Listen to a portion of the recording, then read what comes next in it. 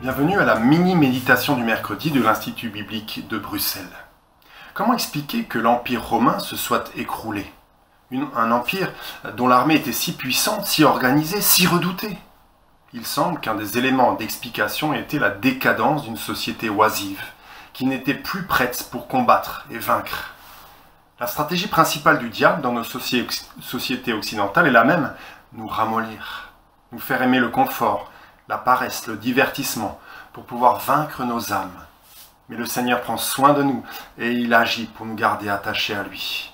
Poursuivant notre méditation sur le sujet du combat spirituel, nous allons voir aujourd'hui pourquoi Dieu nous fait passer par le combat. Et je vous propose 3 verbes pour essayer de le comprendre. D'abord, tailler.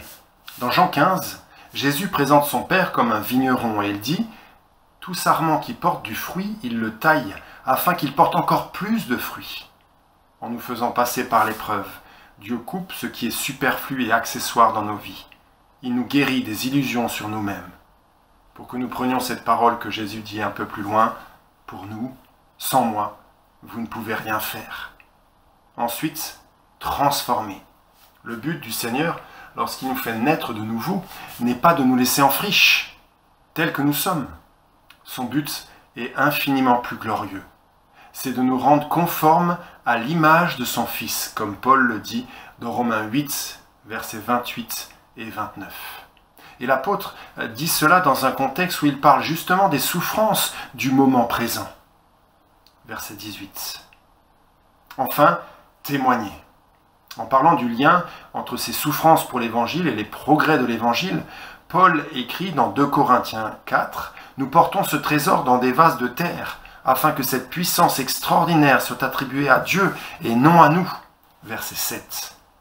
Lorsque nous souffrons, en particulier à cause de Christ, le trésor qu'est l'Évangile rayonne d'autant plus. Le messager s'efface pour laisser toute la place au message. Et ceux qui nous voient, nous attacher à Christ malgré l'épreuve et les combats, sont interpellés.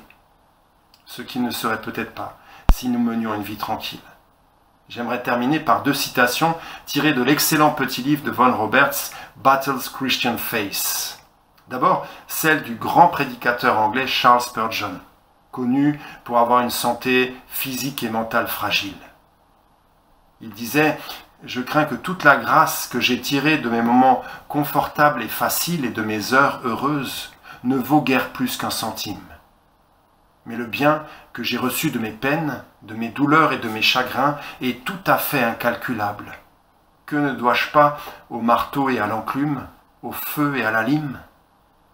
Ensuite, celle du poète Herbie Hamilton sur la même page. « J'ai marché 1 kilomètre avec plaisir. Il n'a pas arrêté de parler, mais il ne m'a pas rendu plus sage malgré toute son éloquence. J'ai marché 1 kilomètre avec affliction. Elle n'a pas dit un mot. Mais ô combien j'ai appris lorsqu'affliction a marché à mes côtés.